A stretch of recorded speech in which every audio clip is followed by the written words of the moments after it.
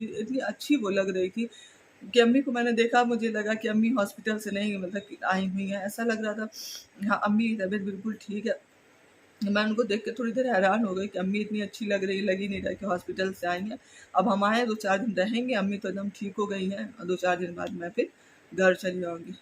तो फ्रेंड, अम्मी मतलब बार बार यही दुआ करती थी, बार बार मतलब जब भी जाती थी मैं हॉस्पिटल उनसे मिले तो हमेशा यही कहती थी, अब्बू ने तुम्हारी इतनी मेहनत की, इतना रात दिन मेरे साथ खड़े थे, अल्लाह पाक मुझे 10 से 15 दिन की ज़िंदगी दे देते अच्छी, ताकि कि मैं घर जाके उनका जो उनकी मेहनत है, जो उन्होंने मेरे पर इतना पैसा खर्च किया है, उनका वो उतना स्वागत हो जाता। अल्लाह पाक मुझे 10 से 15 दिन और ज़िंदा रखते ताकि कि मैं ठीक हो जाती और जाके अपना डैडू के साथ भी रह लेती कि उनका इतना करना सफल हो जाता। मैं मम्मी को बहुत समझाती थी, आप ऐसे मत कहिए, आप ठीक हो गई हैं अब। जब घर पे देखा मैंने उनको तो वो इतनी अच्छी दिख रही थी। मैंने यही सोचा कि 10-15 दिन है और मैं फिर अपना चली जाऊँगी। 1 हफ्ता 4-5 दिन अम्मी बहुत अच्छे से थी, बिल्कुल कायदे से खाना-पीना सब करना। फिर अचानक से पता नहीं क्या होने लगा, अम्मी की फिर तबीयत धीरे-धीरे खराब होना शुरू हो गई और डैडू फिर डॉक्टर वहाँ आना-जाना शुरू हो गया, यहाँ डॉक्टर वहाँ-वहाँ दिन भर डैडू दौड़ते रहते थे, कभी ये डॉक्टर को दिखाना, कभी वो डॉक्टर। अचानक से शुगर बढ़ जा रही थी, कभी कुछ हो जा रहा था, कभी कुछ हो रहा था, कुछ समझ ही में नहीं आ रहा था कि मतलब हो क्या जा रहा। और उस टाइम डॉक्टर भी घर आना नहीं चाह रहे थे और हॉस्पिटल ले जाने वाली कंडीशन अम्मी की इतनी थी नहीं कि फिर ले जाया जाए कि वहाँ इस डर से कि कहीं उनको कोई और दिक्कत ना हो जाए। फिर ऐसे दवा वो खाती रहती थी, डॉक्टर से डैडू बात करा करा के उनकी दवा लेके आते थे, दिखा के रिपोर्ट सारा फिर टेस्ट वेस्ट घर पे ही करवा करवा के उनको लेके जाते थे दिखाने के लिए। फिर ऐसे अम्मी की तबीयत थोड़ा थोड़ा ख़राब रोज़ होना शुरू हो गई। फिर एक दिन अचानक से सुबह में मैं नाश्ता लेके अम्मी के गई तो अम्मी ने कहा, बेटा मेरी ज़बान बिल्कुल चल नहीं रही है, मेरी ज़बान पता नहीं क्यों बहुत कड़ी लग रही है और लग रहा है गले में कुछ फंस गया है, एकदम बिल्कुल गला जाम लग रहा है। फिर हम लोग ज़बान बंद खुलवा कर जब हम लोगों ने देखा तो फ्रेंड पूरे उनके ज़बान के नीचे पूरे जैसे बिल्कुल जाला नहीं बन जाता है, वैसे बिल्कुल पूरा जाला बन गया था। पूरे उनके गाल के अंदर के हिस्से में पूरे सब जाले-जाले जैसे बने हुए थे। हम लोग देख कर बिल्कुल डर गए कि मतलब क्या हो गया अम्मी को।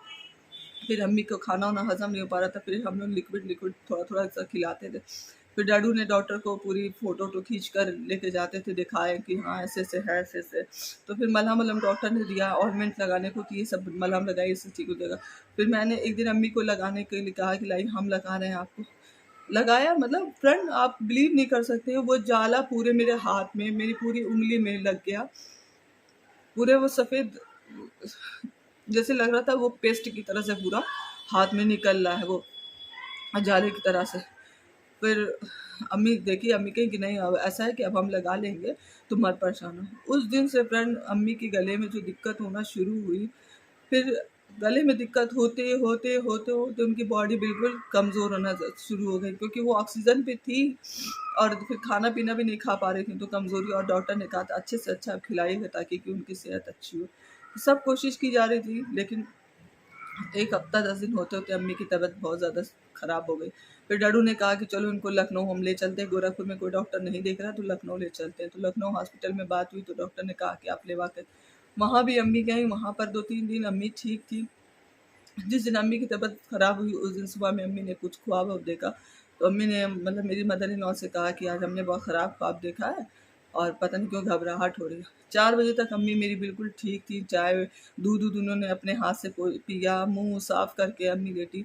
तो डॉक्टर ने उनको जो है दवा पास नहीं हो रही थी, पूरी हाथों में स्वेलिंग आ गई थी तो दवा पास नहीं हो रही थी और मतलब इतना सुई हर जगह लग चुका था, इतना सुई हर जगह लग चुका था कि कहीं जगह नहीं बची थी कि कहीं उनको और कुछ किया जा सके। तो डॉक्टर ने कहा कि यहाँ पर उनको होल करके पाइप डाल दी जाएगी जिसकी वजह से उनकी दवा भी पास हो जाएगी और वो खाना भी खा सकेंगी, ज़्यादा दिक्कत नहीं होगी। लेकिन उस बात से मेरी अम्मी इतनी ज़्यादा घबरा गई, इतनी ज़्यादा मेरी अम्मी उस बात से घबरा गई कि 2 ही 3 घंटे में अम्मी को इतनी ज़्यादा घबराहट हो गई कि हाँ, कि अम्मी ने हमारा साथ छोड़ दिया। इस घबराहट से अम्मी ने साथ छोड़ दिया और हम लोग को पता नहीं था कि ऐसी-सी बात है। ये हुआ कि हाँ, तबीयत अम्मी की ख़राब है, चलो चल के लखनऊ मिल लिया जाए। और पापा भी, डैडू भी आना चाह रहे हैं गोरखपुर, उनको कुछ काम है, तो हस्बैंड ने कहा कि चलो तुमको हम लेवा चले, मिल लेना अम्मी से। फिर हम यहाँ से निकल रहे थे लखनऊ जाने के लिए, और वहाँ हमारी अम्मी तो थी नहीं। फिर मैं रास्ते में, तबीयत मेरी थोड़ा ख़राब ही थी, तो मैं उस टाइम थोड़ा डिप्रेशन भी मुझे हो गया था, तो मैं नींद की भी दवा खाती थी। तो हस्बैंड ने कहा दवा ववा खा लिया, तो सब दवा खा लो, नींद उनकी दवा खा कर चलो, ताकि कि जो है रास्ते में सोना, सुबह में आराम से हम लोग लखनऊ पहुँच जाएंगे। फिर हम लोग गए, रास्ते में कुछ दूर रास्ते में गया, तो शायद हस्बैंड को मालूम चल गया था कि ऐसी सी बात है, तो उन्होंने मुझसे पूछा कि नींद उनकी दवा खा कर आई, तुम सो जाओ। फिर वो गाड़ी कब टर्न करके हम लोग को गोरखपुर लेके गए। मैं कभी कभी अल्लाह पाक अकल पे पत्थर भी डाल देते हैं कि मैं रास्ता देख रही हूँ, मैं पहचान रही हूँ कि हाँ ये मेरा रास्ता है, लेकिन मुझे समझ में नहीं आ रहा कि हाँ वाकई में मैं अपने घर जा रही हूँ कि लगा, मैं तो सोच रही हूँ कि हाँ मैं लखनऊ जा रही हूँ, लेकिन मुझे ये रास्ता अपने घर की तरह क्यों लग रहा है। मैं ये सोच रही थी, लेकिन मुझे काफ़ी ज़्यादा समझ में नहीं आ रहा था, क्योंकि शायद नींद का असर था या दवा का, जो भी। उसके बाद जब मैं अपने मोहल्ले में, अपने एरिया में पहुंची, तब मुझे लगा ये तो मुझे एकदम बिल्कुल पहचाना, हम कहाँ आ रहे हैं। तब मुझे लगा कि हाँ कुछ गलत हो गया है। तो फिर मैंने अपने हस्बैंड से खूब तेज़ आवाज़ में चिल्लाकर मैंने पूछा कि हम कहाँ जा रहे हैं, क्या हुआ है, हम भी क्या बात हुई है। तब अचानक से उन्होंने गाड़ी की बहुत ज़्यादा स्पीड कर दी, और अचानक से मैं जब घर पे गाड़ी रुकी, मैं तुरंत निकल के भागी। तब मुझे पता चला कि हाँ ये सारी चीज़ें हो गई अम्मी के साथ, और मुझे पता ही नहीं चला कि ऐसी सी चीज़ें यहाँ यहाँ तक पहुँच गई हैं। उस रात हम लोग की ज़िंदगी ऐसे गुजरी, ऐसे तरीके से गई कि हम लोग को खुद नहीं पता कि हमारी ज़िंदगी कहाँ से कहाँ चलेगी। क्योंकि अम्मी मेरी इकलौती दोस्त, मेरी बहुत अच्छी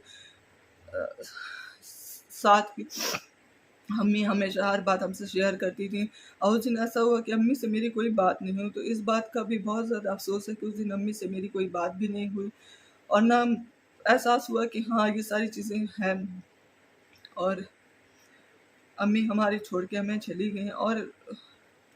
और मैंने अपनी अम्मी को लास्ट टाइम देखा भी नहीं, क्योंकि अम्मी का चेहरा मेरी नज़र में इतना अच्छा, और इतना अच्छा मैंने उनको देखा था कि मैं उनको लास्ट टाइम देख ही नहीं पाई। मेरी शायद हिम्मत नहीं थी कि मैं उनको देख सकूं कि मेरी अम्मी के साथ क्या हुआ।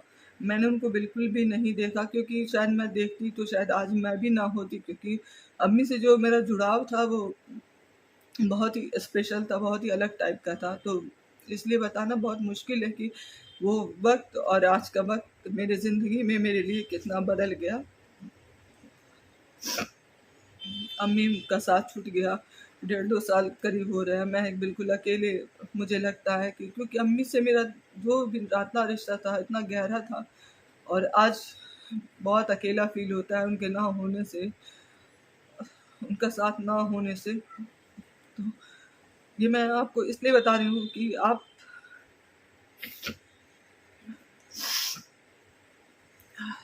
मैं आपको अपनी स्टोरी, अपनी माँ की स्टोरी इसलिए सुना रही हूँ, ताकि कि जो भी फ्रेंड्स मेरा वीडियो देखें, तो वो अपने माँ बाप से, अपने वालिदैन से कभी नाराज़ ना हो, ना उनको किसी तरह का दुख पहुँचाएं। क्योंकि जब इंसान का वक्त ख़राब होता है, तो मैं जानती हूँ कि मेरे साथ कैसा गुजरता है, मैं कैसे रहती हूँ। जब मुझे उनकी याद आती है, मुझे उनका ख्याल आता है, तो मैं कैसे रहती हूँ। तो जो आपके पेरेंट्स आपके साथ हैं, तो उनका बहुत दिल से उनकी इज़्ज़त करिए, उनको रिस्पेक्ट दीजिए, उनको अपना समझिए, उनको अपने हर हर दुख दर्द में शामिल करिए, क्योंकि यही वक्त होता है जो इंसान को इंसान से जोड़े रखता है। कितनी भी नाराज़गी हो, आप अपनी नाराज़गी दूर करके अपने माँ बाप के साथ ज़्यादा से ज़्यादा रहिए। और आप सोच नहीं सकते हैं कि आज 1.5 साल से ऊपर हो गया, और अभी भी मुझे पैनिक अटैक आ जाता है, या मैं बहुत ज़्यादा सोच लेती हूँ, तो मेरी तबीयत ख़राब हो जाती है। ये वीडियो भी मैं बहुत मुश्किल से बना रही हूँ, हो सकता हो उसके बाद मेरी थोड़ी तबीयत भी गड़बड़ हो जाए। लेकिन मैं शेयर इसलिए कर रही हूँ ताकि कि आपको ये समझ में आए कि माँ बाप का होना ज़िंदगी में कितनी ज़्यादा ज़रूरत होती है। अपने माँ बाप के बिना रहना कितना मुश्किल होता है। सबको ये दिन देखना है, लेकिन जिस तरह से मैंने देखा कोविड के टाइम में अपनी माँ को, वो मेरे लिए बहुत ही भयानक रूप है, बहुत ही भयानक दिन है। और एक एक सीन जब मैं याद करती हूँ, तो वो मेरे दिल में दफ़न है कि हाँ मैं एक एक सीन कैसे याद करके भूलती हूँ, जब मुझे रात में उनकी याद आती है या मैं उनके बारे में सोचती हूँ, तो मैं कैसा सोचती हूँ, ये आप नहीं समझ पाएँगे। मैं अपनी अम्मी की पिक्चर आपसे शेयर ज़रूर करूँगी कि आप देखिएगा और उनके लिए ढेर सारी दुआएँ करिएगा कि उनको अल्लाह पाक जहाँ भी रखें बहुत सुकून से और बहुत अच्छी जगह रखें, तो ढेर सारी दुआ ज़रूर करिएगा। वीडियो का एंड यहीं करते हैं। Bye bye. अल्लाह हाफ़िज़ फ्रेंड।